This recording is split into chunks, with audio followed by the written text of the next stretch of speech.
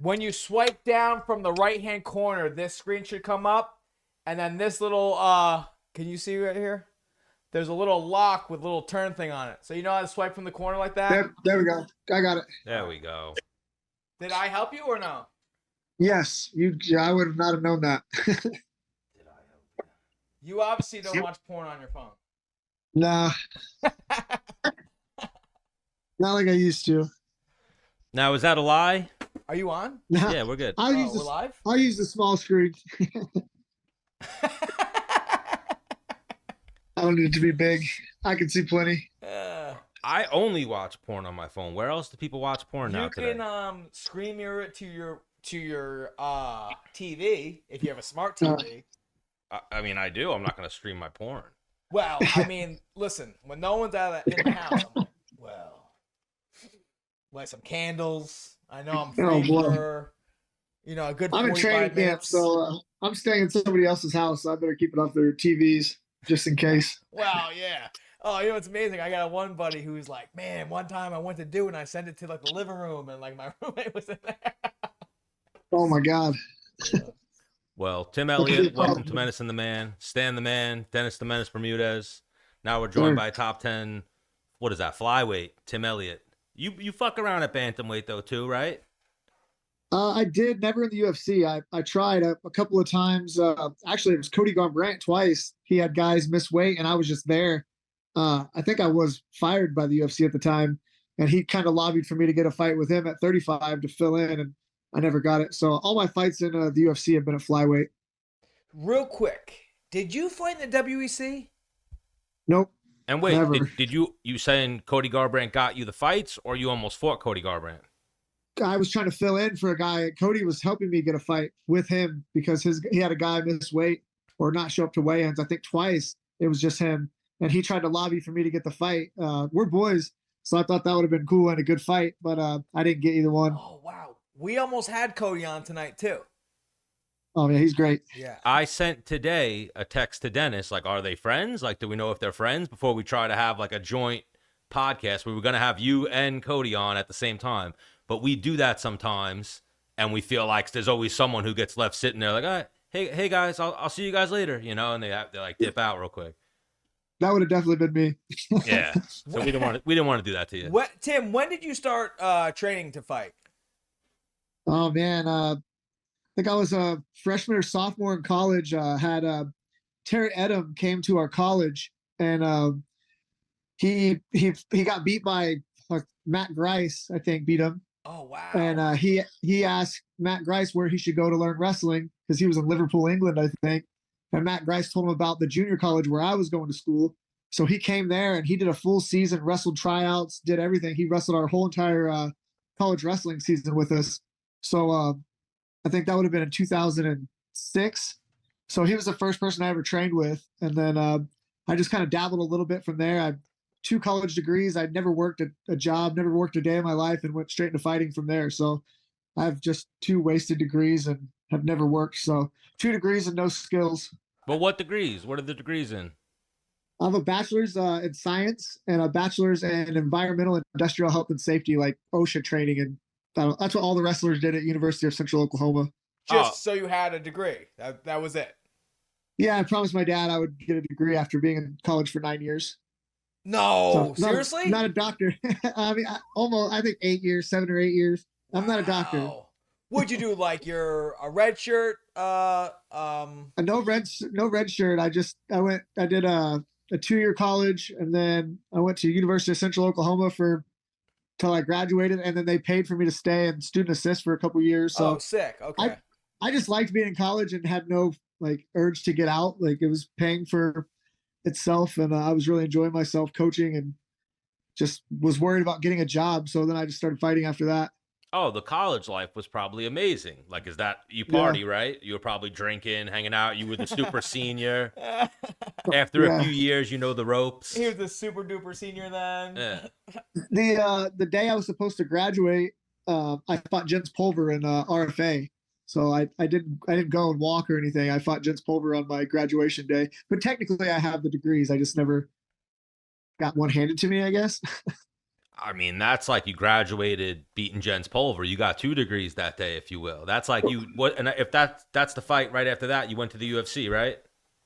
I had one fight in between there. Josh Rave, he was the first flyweight guy I ever fought. I fought Jens Pulver at 35, and then my first fight at flyweight would have been Josh Rave. He was like a highly ranked, and I threw a spinning back kick and missed, and then he just went down, and I submitted him.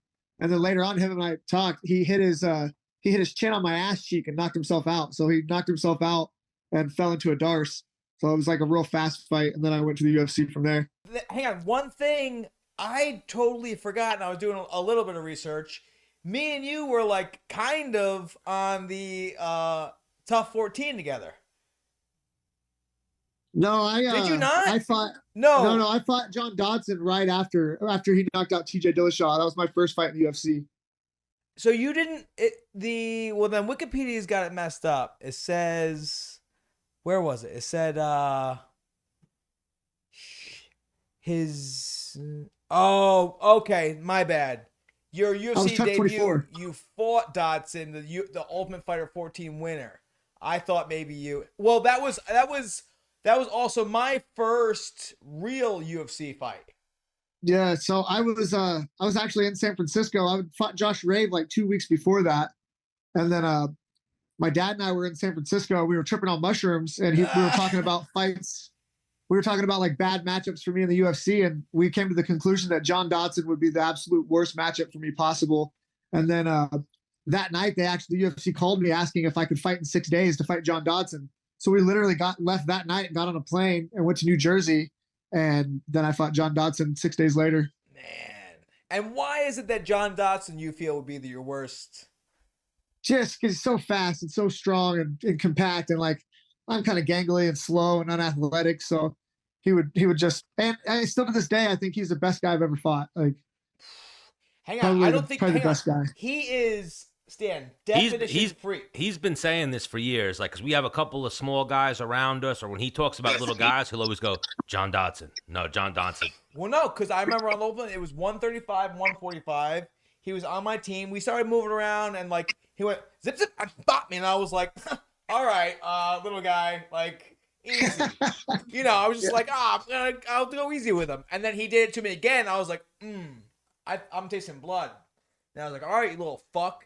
And I but it was like two cats fighting, because I was like, okay, now I'm really trying to hurt you. But I remember, he hits hard. If he would have just had a better game plan, fast. If he would have had a better game plan, he would have just thrashed me. He kind of like went backwards a lot in our fight, and but he was so fast, and I wasn't fast enough to block, so I started just putting my head down every time he hit me. He broke both his hands in that fight, so I was able to kind of chase him around a little bit because he had two broken hands.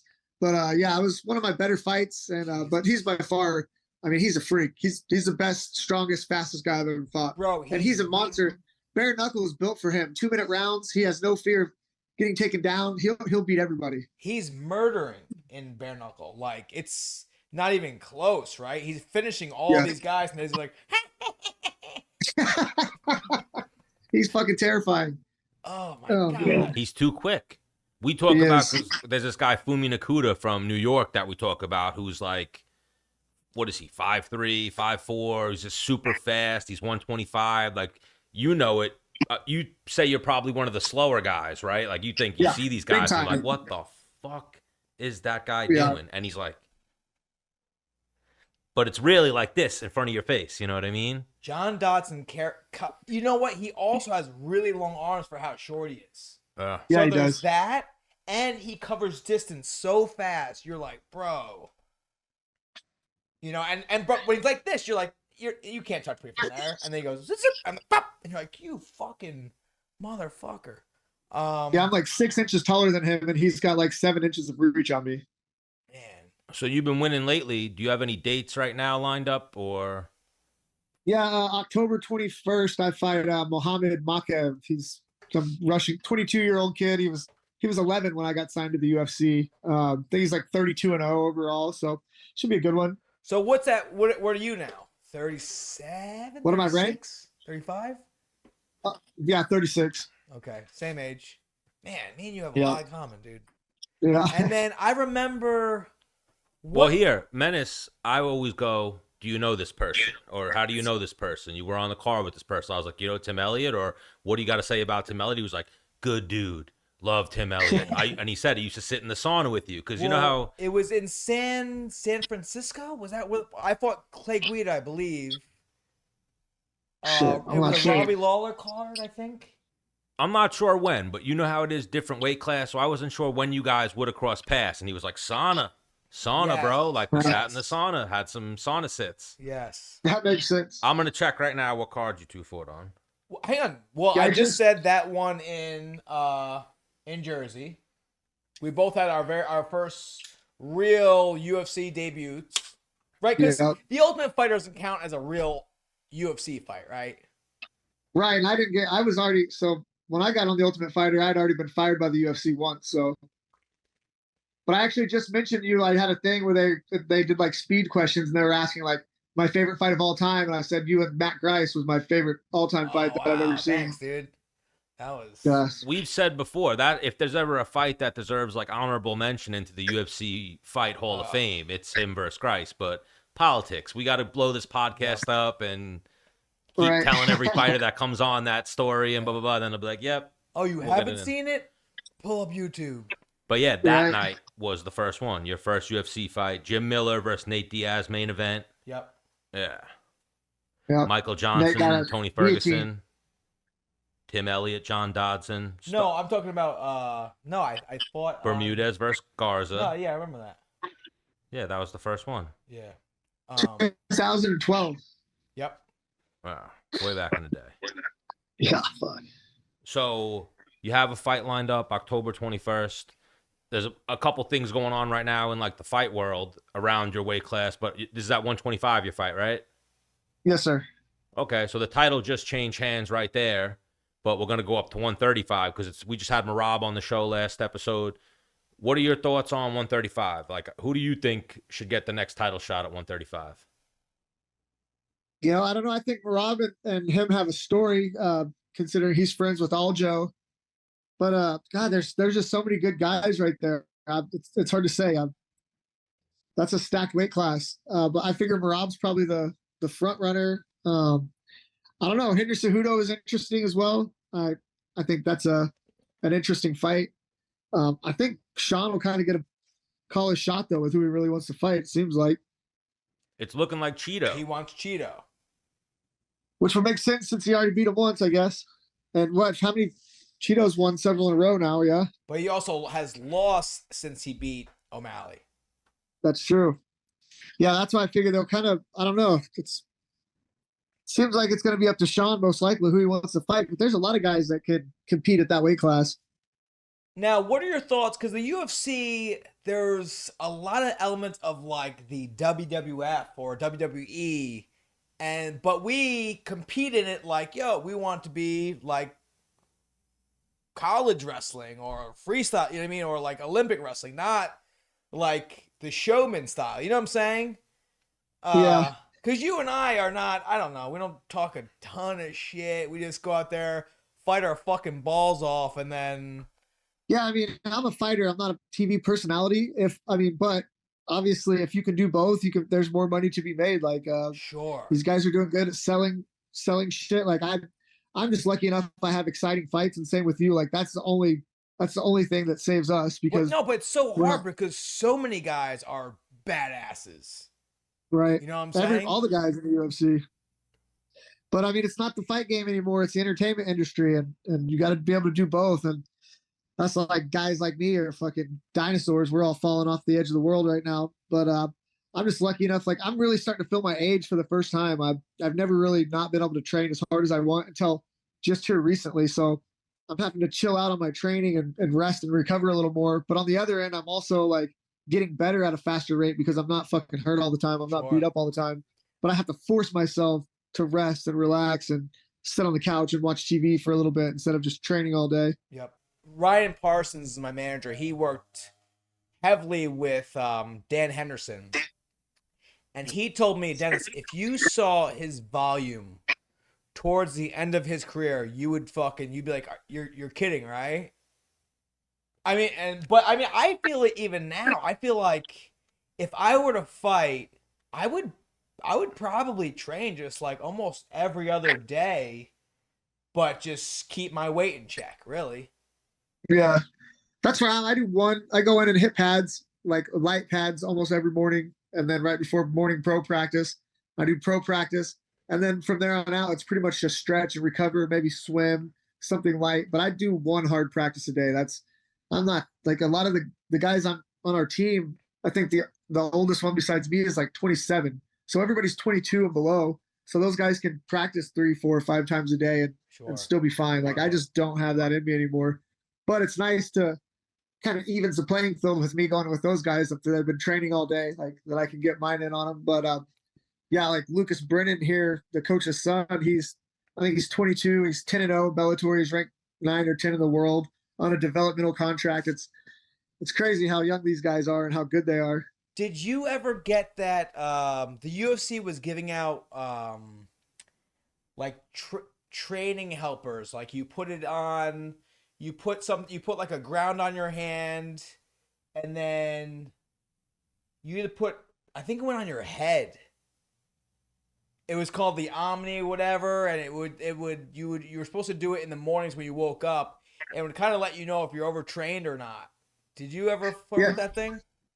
So we didn't get that. We got they're Aurora rings. It's like a ring you wear. Okay. And then like it tells you throughout the night. But I ended up just not wearing it because mine just pretty much was telling me that I wasn't sleeping worth a fuck and that I wasn't recovering because I wasn't sleeping good.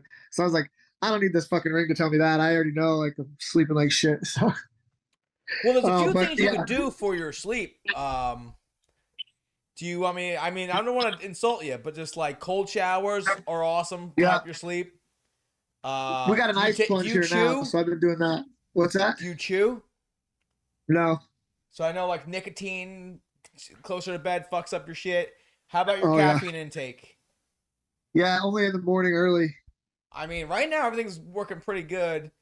So here's what it really I think it is. Your testosterone levels are probably low. Guaranteed. I'm 36. I've been fighting since it's the only job I've ever had.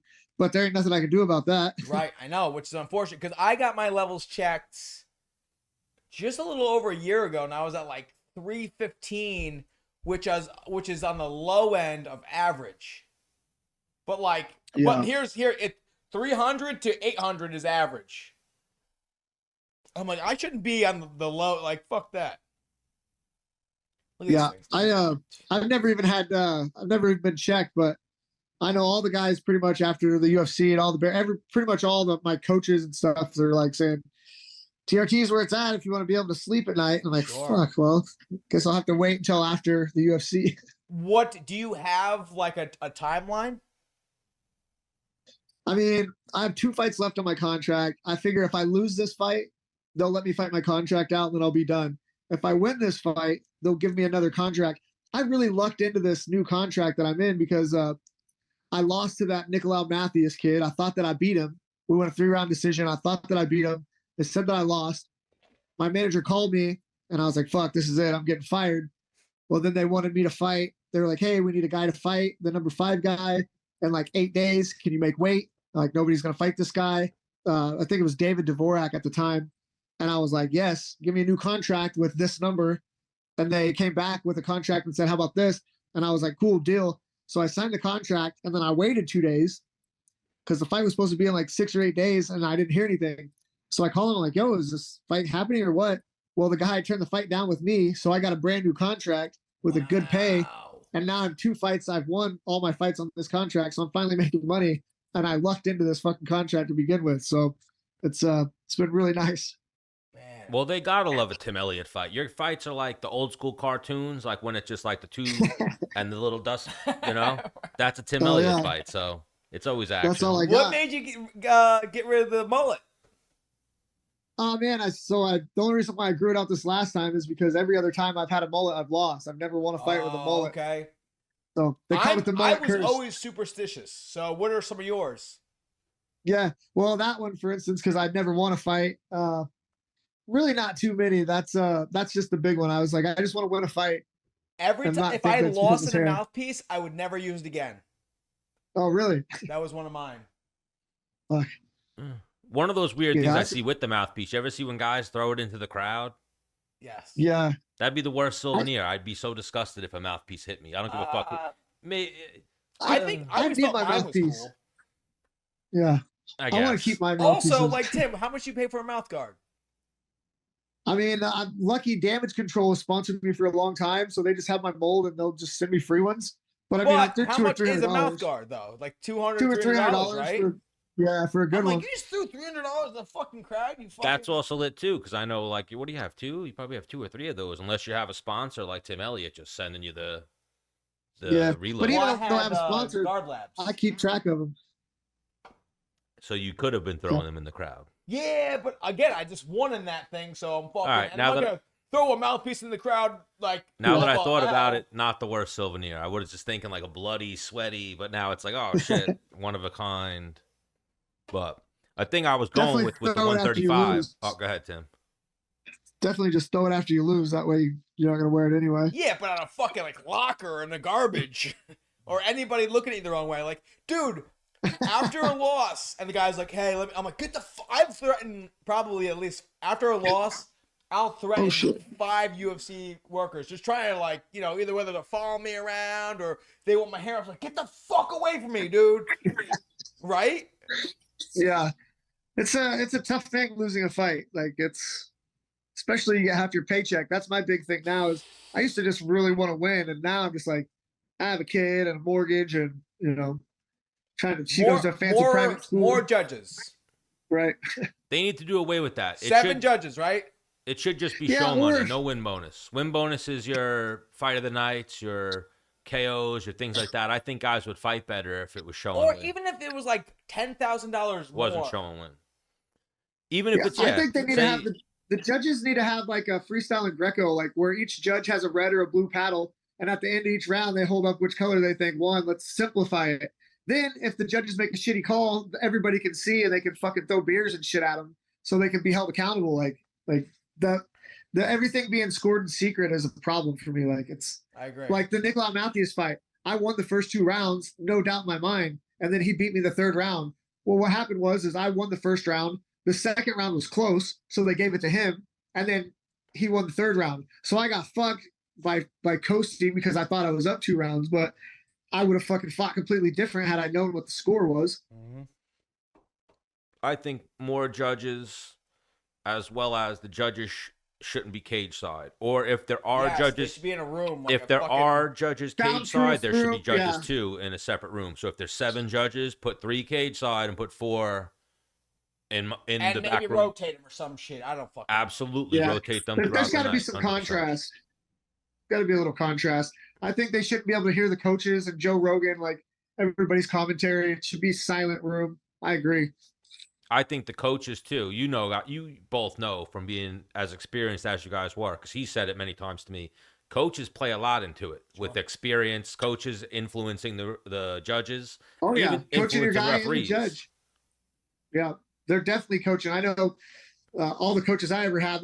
I've heard them be like, "Oh, great shot, Tim Elliott." I'm like, I didn't even land that punch, but No, whatever. that's great. And on the other side, I remember people throwing like a head kick. I blocked it, like ooh, and I'm like, "The fuck you guys doing? Yeah. I just blocked that." Yeah, shit. what do you mean? That landed. See how Bermuda's reacted? It didn't land. That I'm happens right too. here. Right. That's a weird thing. And then the crowd reactions, I think they got to do some type of overhaul to the judging, but the bosses, the higher ups, they don't care about the judging. So, So your next fight, I think, should do cotton candy hair. That's 1. 2, Dana White saying that Aljamain and Merab, you guys should fight each other. What are your thoughts on teammates fighting each other? I mean, if they don't want to fight each other, there's plenty of guys to fight. For me, like if I got a teammate and we can both make some big money, we fight every day anyway. Like I could do it without holding a grudge. And like, I don't know, money talks, I guess, but I guess they would have to find a different place to train, and it could be a lot of problems. But some people don't need the money like I do. Like whoever they tell me to fight, I'm fighting teammate, grandma, sister, like whoever. I need to get paid. So tough situation. well, the fight was never necessary. So they were always able to dance around it. Sure. But now it sucks if it happens that Merab gets skipped because he didn't want to fight his friend, when it's like, my friend's not the champion no more. Give me the guy who beat him. Give me the, Right, and that's what he said in the beginning, and I said I couldn't agree more. And that when we had Merab on, I was like, dude, that's the card. Yeah. Tenfold. Well, too, you probably have a different outlook, Tim, because you've been to a few different gyms, right? You've had different head coaches. You've moved around. I think that's the biggest thing for Aljo and Merab is they kind of can't split up their team. They have the same training partners, the same coaches. They are Aljamain is Merab's coach, and I think even vice versa. Right. Like they're each other's corner man. Like it's a rough one. Yeah, and I mean, some people either don't need it or it's not as important enough to them. Like, but if it was for the belt for me, and that's what I worked my whole career for, like I'm gonna go for it. Friends or not, it's business at the end of the day. But also, I can appreciate them not wanting to fight each other and not having to fight each other, especially in that division. There's so many guys, and the belt can change hands again here anytime, and like they'll still be able to do exactly what they're doing. I think, and especially right now, it's more popular if Merab gets a chance to fight now for the belt, but then he's going to have the belt possibly, and then what's Aljo going to do? Not fight him for the belt? Yeah. Exactly. That's what if Merab goes on a run, then it's like, all right, they even talked about it. Maybe Aljamain versus Holloway, or Aljamain, you got to clean out 135 the way Merab did. It just life. Aljo definitely looks big enough to fight at 45. Yeah. So, not the elephant in the room, but obviously you had a lot of conversations about the situation with your lady, right? Yeah, lots. So fight that guy. Yeah, I mean, so I always figured when the UFC fired me, I would just go to Bare Knuckle, and that would probably be a good fight that sells because he's fighting Bare Knuckle now. In the BKFC? Yep. What weight class is he? 55. I'll fight him for you. I mean, I fought him a bunch of times, so I'm not really worried about it. We fought in the gym all the time. I beat him, right? In a bare knuckle boxing, or? Yes. He hasn't. The thing is he fought two guys that box that are like B-level boxers. They don't know how to fight in the clinch at all. Like the game, I was his lead corner for his fights, both his fights in bare knuckle. Like all he does is grab and punch. If he fought anybody, he's a jiu-jitsu guy. He's not a striker. Bro, that's how I won wrestling matches. Was just pull. Like I think if I put this claw on someone bare knuckle, like they're not getting out. I'm just digging.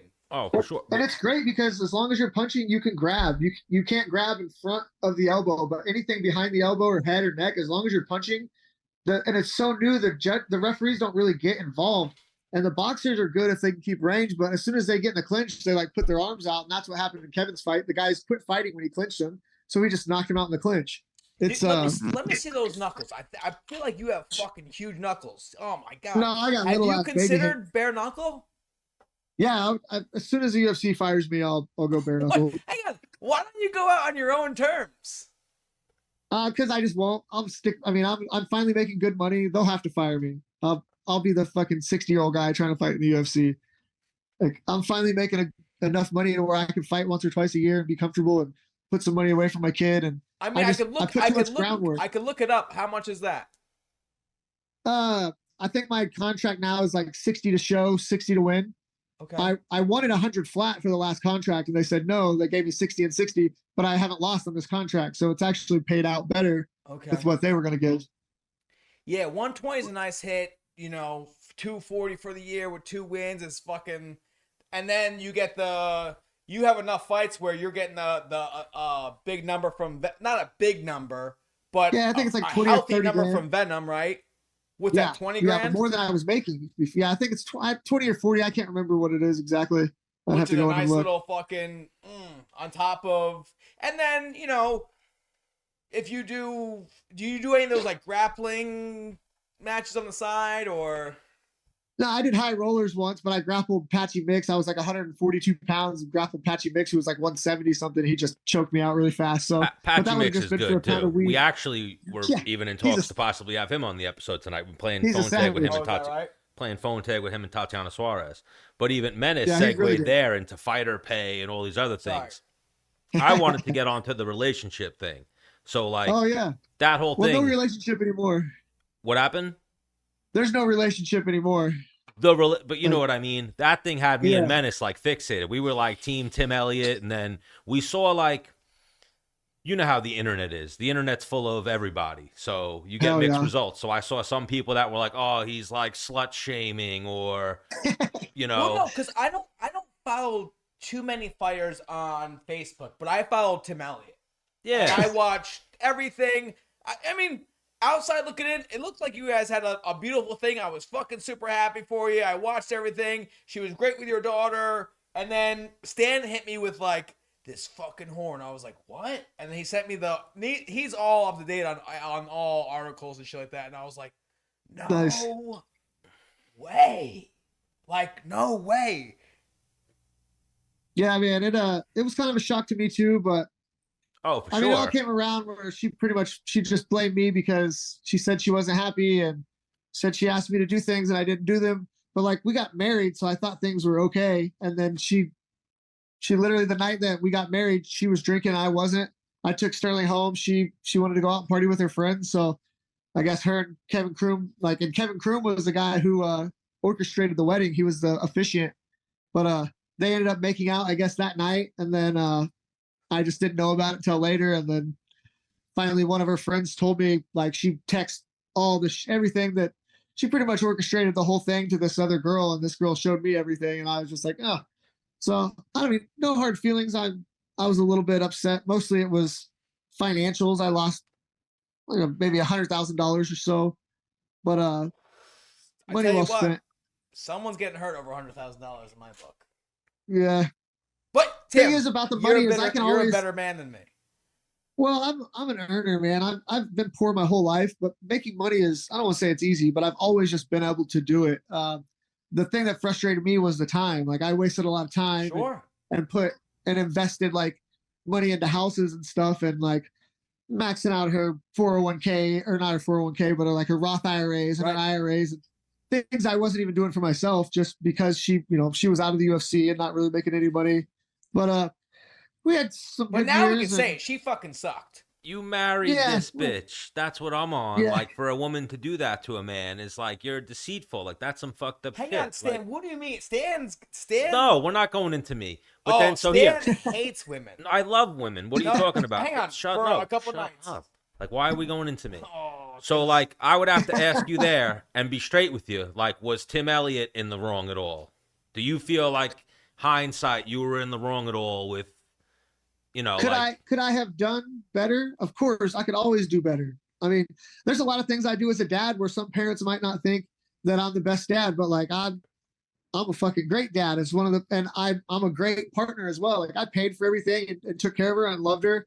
Yeah, I'm an asshole and I drink and I'm a mess and all kinds of other shit. But the thing is, if there was anything that she didn't like or didn't want me to do, then like let's not get married. It would have been easy just to not get married. I would have been fine. Like I would have been cool with not getting married. She could have been with whoever she wanted to be with. But we got married, so I thought she was fine. And I mean, she didn't make it a full day. And then come to find out later, we weren't even legally married. We just had a wedding. I saw that, yeah. So she never signed the paper and whatnot.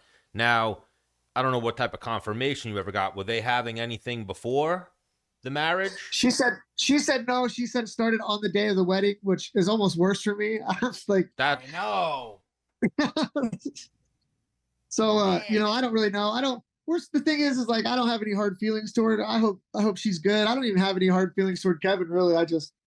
The worst part with Kevin is like my daughter was friends with him, and she would literally ask if Kevin could come over and play, and I would invite Kevin over and he would play with my kid while they were having a relationship. And like, for me, there's no scenario where if I'm fucking your wife that I'm coming to your house and being around you at all. Like I don't have the nuts for that. So that was like a harder thing. And Sterling, like she asked about Kevin more than she does about Gina, because like her and Kevin were close friends, like because he acts like a fucking kid. Oh, that's fucked up. Yeah, so like me and Menace were all over that thing, and then that's how we got into the conversation of like, oh, the sauna sits, and that we were Team Elliott the whole time. And it's not that I hate women where Menace is gonna go. I love women. Obviously, I'm a heterosexual man, but Yeah. when they do men wrong, and then they can kind of just go, "Oh, I'm the victim," no, and kind of spin a narrative. Like I saw people coming at you a little bit. He made me unhappy. Like they could spin a narrative very easily, way easier than a man can, of who was in the wrong. Yeah. I mean, the thing is I for sure like don't want to act like I'm perfect by any means, but all she had to do was not get married. We don't have to get married. Like she wanted to get married. She wanted to have a wedding. She invited all her friends and family, like had her dad come down the aisle. Like nobody asked her to read vows to my daughter. She read vows to my daughter. And like, that's like the worst part. Yeah. So now, as a father, you know, and I've dated a couple girls that didn't have any kids at all, and just, you know, this is my son, you know what I mean, my boys, you know, and they always were, before I can marry that girl or consider it, it's what's your guys' relationship like first? yeah, right. I mean, like me and you could be like, oh man, if there was no kids, yeah, sure, I could have married you, but how's your relationship with my guys? Right. That's my, and you know. So finding out. How do you find out now? You're training with this guy. First off, he was the guy at your wedding, married you guys, and now you're still training with this guy. You're cornering him. I remember hearing the episode when you talked about it, but like, I'm not talking about the act. You can go into the exact specifics, but like the feeling of like, am I ready to fight this guy? Like street fight, it's on when I see this guy. Was there anything like that? Yeah, so like whenever I found out, like to be fair, I knew she was kind of like shutting down, and later she told me she was just like she was so ashamed of what was going on. Of course, not ashamed enough to stop, but whatever. I didn't have any idea, but I could tell something was going on, and I would ask her, and of course she would get upset with me about asking or accusing or whatever. So, but like I left whenever she left me. She said she didn't want to be with me anymore. She said it was because of all these things that I did, and she said one of the big things is because I accused her of having something going on with this guy. She said that was a big part of why she was leaving me, because I had no proof, and then I accused her of cheating on me with this guy, and she didn't. So I was living in my car for a few nights, and then she told me to go stay with one of her friends that I didn't even fucking know. But her friend's job was, their friend knew everything that was going on, and her friend's job was to kind of like let me down easy and just tell me that Gina doesn't love me anymore. And I was like cool with that. I was under the understanding that she just didn't love me anymore, and that I was a piece of shit, and that, you know, she didn't want to marry me. And then she starts texting me and saying like, I love you, I want you back. So I show the girl, and then the girl shows me her phone, and her phone is Gina saying she doesn't love me anymore. And then my phone is Gina saying that she loves me and wants me back. So this girl just felt bad for me. So she just kind of showed me everything. And then, yeah, so there was a moment that I was worried that I was going to end up going to jail because I know where this guy lives. Like, Sure. I know a lot about him. I'd already given up my house and, you know, was staying in my car. So it was one of those situations where I was just so glad that I had a kid, because that was the only thing keeping me out of trouble. Like my daughter, knowing that she fucking needs me, kept me out of, you know, hurting somebody else or myself. So, and it didn't take long before I was like, okay, I'm going to be all right. Like, whatever. The losing the money's fine. My kid's fine. I'm fine. Like, whatever. Easy come, easy go. Cause I always go like, if I feel like someone's fucking me, it's like I'm competitive, and I'm like, nah. I was gonna say I'm that. getting like, I ain't losing. Like you used the juice. I'm gonna feel a win of some sort. He used it, right? You used it. I felt like when I saw you talking about a fight week, I was sending Menace the clips. Like, oh shit, he talked about it. Like he addressed it fight week, and I felt like going into the fight, I was like, I think Tim Elliott's a lock. Those last two, I was like, I think he's gonna win. He's got this little, because he had this before, where I saw you see a different person when you're going through some shit that puts a little chip on your shoulder. You want to be at the gym a little more. Yeah. Hang on. So I was just like, Tim's a lock. Yeah. Because before I retired. So I retired before my last fight that I retired. You know what I'm saying? But I didn't tell anybody. Yeah. And then I went through some shit, and I was like, boop, boop, boop, boop, boop. Need a fight. Like, when? 3 weeks? Cool. Perfect. Like, sign me up. Yeah. 155? All right. Hell yeah. So what's the aftermath of that for Tim Elliott? Does Tim Elliott... So we always talk about how gym relationships are terrible. They're hit or miss. where like if you're coaching each other and they were, they had so much in common and they can. But also the tension's always high, and especially you guys were at the highest level of competition. So do you still date gym chicks, gym so she girls? was the first. I always had a strict no dating girls from the gym policy. She's the first one I ever dated. In reality, like I went trained all with her in on once that before, one. and I never even like recognized her. And then like when my coach Robert Follis killed himself, I was staying in Vegas with him. Then he killed himself. He was supposed to come out to my fight in Canada, never showed up. Hiked up into the mountains and shot himself. So like when I got back to Vegas, like I was at the Palomino like every Robert night, Follis. like I was just drunk in the Palomino. It was a place where I could go drink for free, and they're open 23 hours a day. So I was in the strip club like 10 days in a row, just getting shitty in there. And she came up there. She slid into my DMs and messaged me, and I didn't really know who she was. And she like pretty much carried me out of the bar, and then we were together ever since. So like she was the first girl I ever dated from the gym, and I'm done with all that. No more MMA girls. Ooh, got you caught up too at a low point, like where like wow, you, it was weak. yeah. It was weak. Sucking me right in. And even you had me about to jump in and be like, was she one of the strippers? She wasn't one of the strippers. She was a fighter who came into the strip club. I would have done better off with one of them, I think. Oh. For sure. You know how it is. Gym girls and fighter chicks, it's a weird chick. Yeah, they're just like gym guys. We're fucking rotten bastards. Like That's what I'm saying. They're more dudes. They're closer to dudes than they are to like the average female, I feel. And I'm not saying that as an insult. I'm saying that as they're more direct. They're a little bit more. Sure. They know what they want. They know what they're about. Yeah. I would imagine their testosterone levels are higher. No. Yeah, I would imagine. Than the average? Which I think makes a girl hornier. No. Yeah, I think so. Definitely does me. So done with the gym girls, but you are Tim Elliott, so you know it's going to be getting thrown at you, I would imagine. But what do you do now? Do you go dating? Are you on dating apps? You try Bumble, Tinder, things like that? Yeah, man.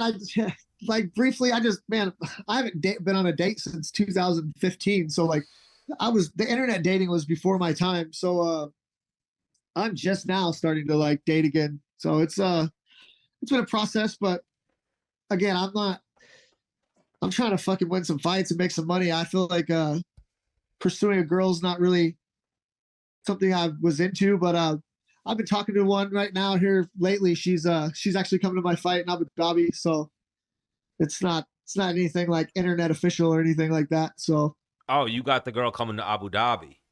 yeah. That's kind of a big deal. How long you been talking to her that she's coming to Abu Dhabi? It's been several months. She actually just went through a divorce as well. Yeah, so I heard. I don't know. It's weird because we actually met. What's that? Go ahead. We actually met through Instagram. So that's the weird thing is I didn't meet anybody on an internet dating site, but we met through Instagram. That's how everybody meets. That's how him and his lady met, and that's how I know a bunch of people who met. But a funny thing that you said a couple months that I just see the meme. It's been coming all over my feed lately, where it's like, how long you guys been dating? A few months, and you guys do this together, blah blah blah. So she's coming to Abu Dhabi a couple months. You guys aren't official, and it's like, nah. What the fuck are you doing, bro? You're holding up the line. That's what like every guy's probably saying to you. Like, what are you doing, bro? You're holding up the line. Yeah, man. So we just started talking briefly, and because that was the thing is like after meeting my ex in the bar when I was all sad and fucked up, the last thing I wanted to do was jump into a relationship with somebody when I'm all sad and fucked up from my ex. So like, when we first started talking, it was just like casual, just joking about our fucking divorces and separations and how shitty they were, and then just like friendly talk, and then like now I don't know. She's this is the first girl I've ever dated. She's got her own money. Like, she's got her own life. She doesn't fucking need me for anything. Same, dude. It's awesome. I love that. This is the first time, like, every girl I've ever been with, like, it's me having to try to take care of them or, like, figure out a job for them or, like, make them feel like they have something to provide for the family. And I've always just been like, you don't have to do anything. I'll take care of every fucking thing. Yes. With this girl, it's not the case. She don't fucking need me at all. And it's so refreshing. It's nice. Sick. I saw a meme today too. I live in memes, and you know how you find those friends. And then he puts it into his life. How it makes sense though, and it said it's like I'm not first marriage material. I'm second marriage material because I just want to split the bills. I want to be like and I want to be left the fuck alone when you like learn the lessons from the first failed marriage. So you go into the second not that you're getting married, but the second whatever, the next thing, Yeah. go into everything with a little bit of knowledge. When that you got. Stan, They say the first one if practice. Stan ever gets married, it'll be like his third marriage, but he's never been married one time. Yeah. How he'll approach Technically it. me either. A couple of I've Vegas never technically marriages been as married. Stanley Bermudez, just change my name. But even Oh, yeah. a thing that we had written on our piece of paper that we had to ask Tim Elliott, because you had the problems with the lady, but you see it in the news, Logan Paul, what he's going through with his girl, and getting absolutely cooked by Dillon Danis. That Dillon Danis keeps coming out with just what, like, I think she's suing him now, right? I just saw a thing today. It says she's suing him for like releasing pictures like of something, but it's it just came out today. some of them were photoshopped. That she could probably sue for that. Really? I mean, Yeah, I don't know how that works. I just saw today on Twitter that she was suing him. Amazing. he's doing an amazing job, by the way. Yeah. Yeah. Now, if fucking Logan Paul loses, hang on, Logan Paul wins, right? I would think so. Isn't Dillon a jiu-jitsu guy? It's a Yes. boxing fight. Yes, I know that's what he's Right. saying. There's a realm where No, I don't see the realm. there's a realm where Dillon Danis could be like, what's his name, Chris Avila or the Diaz brothers, and just be a little awkward, have cardio. Logan's not that advanced that he's gonna that he might, but that he's gonna. I just feel like Logan's way bigger than him and stronger, and I feel like Dillon's bigger than you think he is. you might be right. Yeah. How much Dillon? I haven't 20 seen them pounds? next to each other. What'd you say, Tim? I haven't seen them next to each other, so it's hard to judge. Like, I can't remember a time where I've seen them right next to each other to see the size discrepancies. Oh, but then Logan's on gear. I love that people are now starting to call him out. Who? Of course. Andrew Schultz. No. Oh, another one. Andrew Schultz and his whole squad were like, "We'll tape. Can you pass a drug test?" They were asking if he could pass. $100,000. And then I saw someone else, Keemstar, Yes, did a Keemstar. video. He was at the Lima. He did some shit with G Fuel. Yeah. I met him. So he's on that testosterone too that you get on after retirement, but he's still in the game. You know how that is. Yeah. mean, is he on more than that? So we were going into the fights hard. Do you follow fights? Like, does Tim Elliott watch fights a lot, or you just follow the fights that are on your card, whatnot? It just depends. Depends on how I'm feeling, where I'm at. Like, less so when I'm in camp because everything is just fight.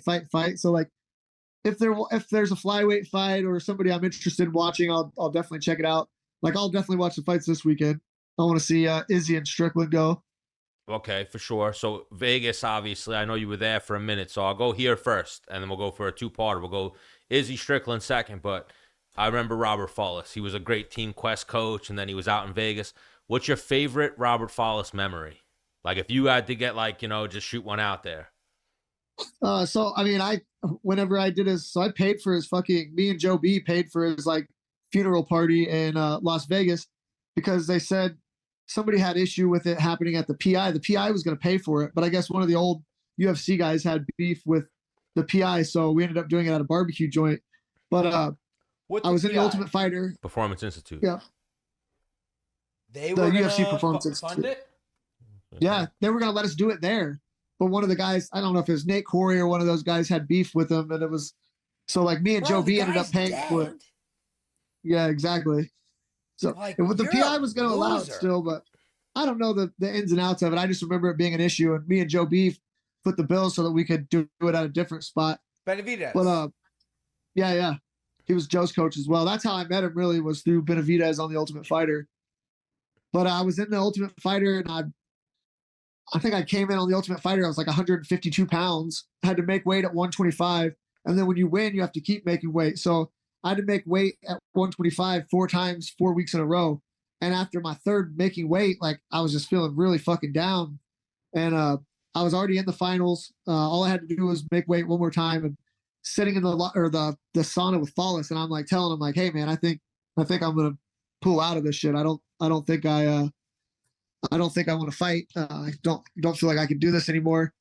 And he was like, all right, let me tell you a joke. And I was like, don't really want to hear a joke, but go ahead. He's like, It's like a guy walks into a bar and tells the bartender, "I want 10 martinis," and the bartender's like, "No, man, I can't give you 10 martinis." He's like, "I can give you one at a time." And he goes, "No, I need 10 martinis." And the bartender said, "Why are you celebrating something?" And the guy said, "Yeah, man, I had my first blowjob today." And the bartender said, "Oh shit, if that's the case, I'll give you 11 martinis." And the guy said, "Nah, if 10 don't get the taste out of my mouth, I doubt 11 will."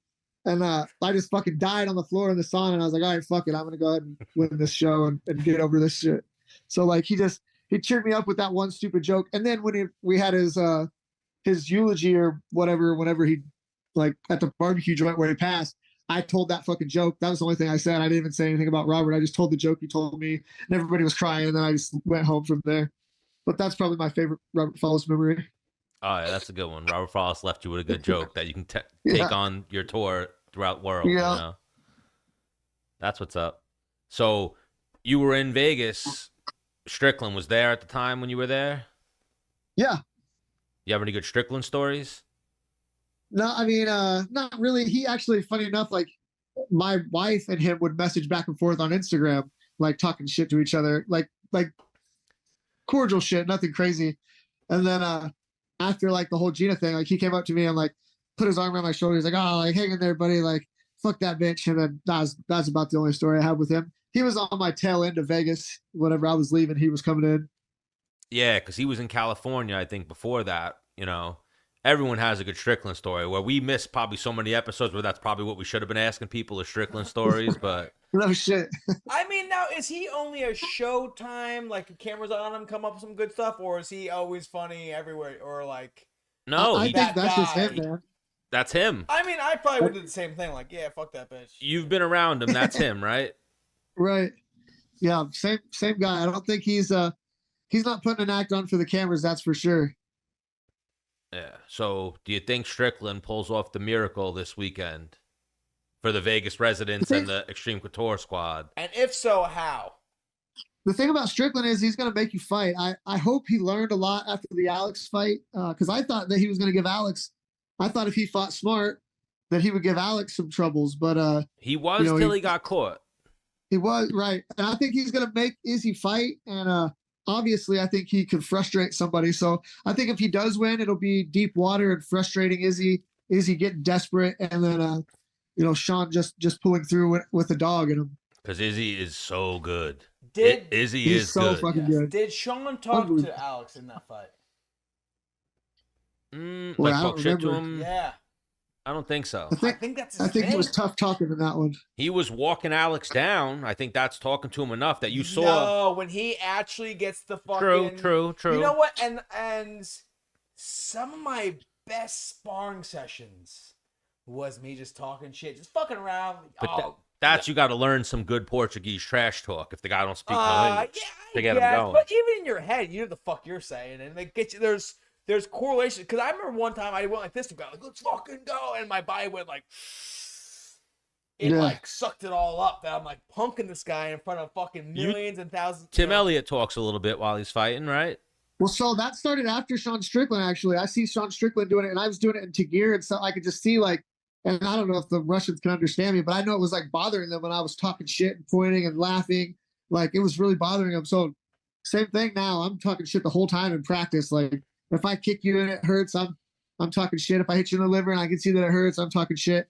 Like, and I got all my training partners are good sports. They don't really care. And, I mean, we're already fighting, so it's not like they can do a lot. But yeah, that's a Sean Strickland move I got, because James Krause would always do that as well. He would always talk to his guys, talk shit, like in a polite way. But yeah, I got that from James Krause and Sean Strickland. One thing that talking shit Hold on. What's going on with James Krause? Free James Krause. I feel like he's getting so wrongfully persecuted in this situation. Or even just why can't a fighter, an ex-fighter, he was no longer an active fighter, bet on fights? I don't understand what was going on. I'm not really sure, and I hate even bringing him up, because every time I talk about him now, it's like people hear about him and then he gets back into circulation. But like, I don't know, I think he's good. Like, we still talk every day. He's one of my best friends, still my mentor. But I think he's actually doing better not fighting. It was occupying so much of his time, and like he's a better friend now. He's a better dad now. He's a better husband now, and I think he's better off, not having because goddamn, he was the dad of 50 degenerates like me trying to make it in the UFC, and it was just occupying all of his time. So as far as how he's doing personally, he's doing great. You know, obviously he can't do anything with fighting anymore, but there's no scenario where James Krause isn't doing great. You could take everything from the guy, and in 2 years he's going to be fine. He's an earner. He's a genius. Like, he's a smart guy. He's going to be fine. Steve Seilers told me last time I told Steve about, like, you know, buying houses, renting. He was like, Krause is like a fucking whiz with that. Remember shit. the mental sensei used to always say, like, James Krause, who you guys got to get. And I'd always just see things on James Krause. I've always been a fan. We always were close to having him on the show. And then this shit happened. And I'm like, I think I fought in the same car as him in Denver, maybe? You fought on the same card as him before. Yeah. I think the Troops, maybe. Oh, maybe. Yeah. Bobby Green, he got kicked in the nuts 3 times, and it was a stoppage from low blows. Unless they got something crazy on him, like there was actually fight fix, and then whatever. But even then, just let him coach his fighters. I don't think they got anything like that. I think they just make an example out of him. I think he bragged on the Ariel Helwani show about betting, and I think he just. Oh yeah, I guess that was dumb. But I mean, I know the guy. He's not going to risk his career and everything off of no fight fixing or anything like that. I know. Well, I guess I don't know, but it don't seem like him to give up. He's just a smart guy, like. But I know he's doing all right. There's no scenario where that guy's not, you know, doing good. And like I said, he's one of the best people I've ever met. All right, that's good to hear. I like to hear good shit about him because I know he's going through some shit. He's like the third or fourth person I've heard said that. I've heard. That's what I'm saying. Yeah. I've always heard good things. So when you said his name, I swear to God, his name was rattling in my head moments before you said his name. So I was like, oh, now I can bring him up. You brought him up. So Stipe versus John Jones is the biggest fight in MMA history without Conor McGregor involved, coming up soon. Who do you think wins that fight? I think John Jones beats everybody, man. He's unbelievable. I don't think going up to heavyweight is going to be, because he could fight big guys when he was a skinny 205er. I don't think he's going to have any trouble with these big guys. I think he's the best. He beat Daniel Cormier. Daniel Cormier is a big guy that's fought at 205. I don't think anybody beats John Jones. He's the best. Oh, for sure. He took DC down. I was gonna say Cormier. On top of that. Cormier is good. Yes. Yeah, he's good. Hard. Yeah. Big. Like, you look at Cormier's body of work, and then it's like Jones kind of. Even in the second fight, it was like Jones having a bit of an off night, or DC fucking him up, and then Jones just went, "Remember how I told you that left high kick was coming?" Because the thing is, he was the best, and he would go on benders the weekend before. Yeah. Right? Yeah. Which is like... That's a different level of good. Yeah. And then they were like, you're taking performance-enhancing drugs, and it was like a nanogram. It was like something like super minute. Yeah, we love John Jones here. We don't care what he does. We're big John Jones fans. We're big Stipe fans, too, but we just got to ask every fighter we get, you know, their take, but... Absolutely, John Jones is the GOAT. So we're going to let you get out of here, but we always like to ask guys about if they got a good street fight story for us. Have you ever been in any street fights? Man, I have. I try not to, like, as an adult. And, yeah, it could be your best one when you're in... You know how every guy... You're 16 years old. Every guy has their story. Like, yo, this one time I have this fight. Well, I have, like, it's kind of a funny one, and it's a more modern one. Because when I was younger, I was always scared to fight because my dad wasn't one of those dads where like, oh, if somebody hits you, you can hit him back. My dad was like, we don't fucking fight. If somebody hits you, you fucking walk away. Like, you're not fighting. You fight somebody, you're going to have to fight me later. But Sterling was like 5 or 6, and my dad was training my grandmother's dog. She had a huge Doberman, and he's like nudging this dog and like doing the shit in the park, and it's a little bit aggressive, but he's a good dog trainer, and this dog was a fucking wild ass dog, and my grandma's an old lady. But some lady drives by and she's like, did you just kick that dog? And my dad was like, oh, I nudged him with my foot. She starts going crazy, and her boyfriend like kind of steps up out of the car, and I was like, hey man, I was like, you should go, your girlfriend's gonna get you beat up. Well, he gets out of the car with a golf club, and he starts walking over with a golf club.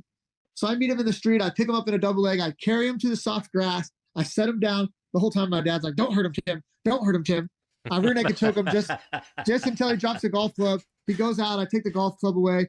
Like, he stands up, I'm like patting him on his back. I'm like, you okay? He's like, he gets up, he goes and grabs my daughter's water bottle, hands my daughter her water bottle, and then he goes and gets back in the car and leaves. And then like walking home, I'm like, this is the first time I ever tried to tell my daughter, like, please don't. But I was like, Sterling, please don't tell your grandmother that I got in an altercation like with somebody on the street. Like, please. As soon as we get in the house, oh, Grandma, I need to talk to you. Dad got in a fight and the cops are coming. I'm like, oh my God. Did the cops So come? it wasn't really much of a street fight. Did the cops come? No. It was like a 3-second ordeal and nobody, like, there wasn't even a punch thrown. I just carried him home, set him in the grass, stubbed him real fast, moved the golf club away, and then he gave Sterling her water bottle, and then took off. Did he just give But us I like just- a Dana White fight story? No, Dana White gave us a crazy one. Yeah, well, no, Dana White told us about how one time he got beat up, essentially. Nah. He told us how he diffused the situation real quick and didn't really have to get into a street fight. We want the other Tim Elliott story where Tim Elliott was letting him fly. No, man, I'm a little dude, man. I'm not trying to. Hypothetically. Maybe in high school, like Hypothetically. all my friends would. We'll give you time to think about it. Or And next time you come on, you have a good one. You know, I was 16 years old. I forgot. I was dating Nancy. Oh, wait, whoa. Even that before. We'll close on this. Abu Dhabi. Have you ever been to Abu Dhabi? That's a whole different I thing. have. So I got a fight on Fight Island during the pandemic. So it was just a close off Yas Island, and it was in a tent at that time with no fans. So yeah, I fought Ryan Benoit. Had a really good fight with him. Really cool place. I actually really enjoyed it. The Russian Muslims fucking hate me though after the Tagir fight because I grabbed his glove. So I'm like known as a cheater, and I was getting death threats for a while. But I guess a foul is cheating now. So, but whatever. Everybody asked if I grabbed his glove. I was like, yeah, I grabbed his glove. He's looking at it and grabbed his dick. Like, I'm trying to win. There's a lot of money on the line. Yeah, no shit. All right, Tim, you're the man. We're not going to I Abu appreciate it, Dhabi, guys. but I'm sure we'll see you sometime in the future, and then we'd love to make you, not a stranger on the show. We always try to say we're going to get people back, but we usually get them on, have a great interview with them, and then we're not going to talk to you for 3 years, but we're not going to let that happen here with Tim Elliott. Anytime, man. Just let me know. Shake and bake, big dog. Take care, guys. See ya. Man, love me some Tim Elliott. Oh, yeah, big fan. Love me some Tim Elliott. Dude, I'm looking fucking... I got trimmed down, though. So Jeff Smith, we went along with that with Tim Elliott. Do we want to go Jeff Smith? I'll send it. See what happens. Send it, see if he's got something for us. But UFC 290, your boy's back. Tai Tuivasa. Oh, wow. He's coming back with like some hair for the first time. I did see that. So I thought the way we're talking about superstitious, you know how like you had that one little run. Was that your run when you had that hair? Like once you started growing it out and then cornrows, that was in the run, That was right? the run. That was in the Yes. run. I Then also you cut it I mid run. cut it and kept running. I cut it You cut it mid run. Clay Guida. Okay. No, I think before I cut Clay it. Guida. You had short hair, Clay Guida. I know. I cut it before Clay Guida. Okay. Beat Clay Guida and then lost next fight. Yeah. So that was a question I had for you. Because that's a thing. If you're superstitious. But episode 138, big Tim Elliott fan. Shoot Jeff a shot. Well, here, let's wrap this. And then if that happens, we can fucking. Sure. So episode 138. Well, see you later.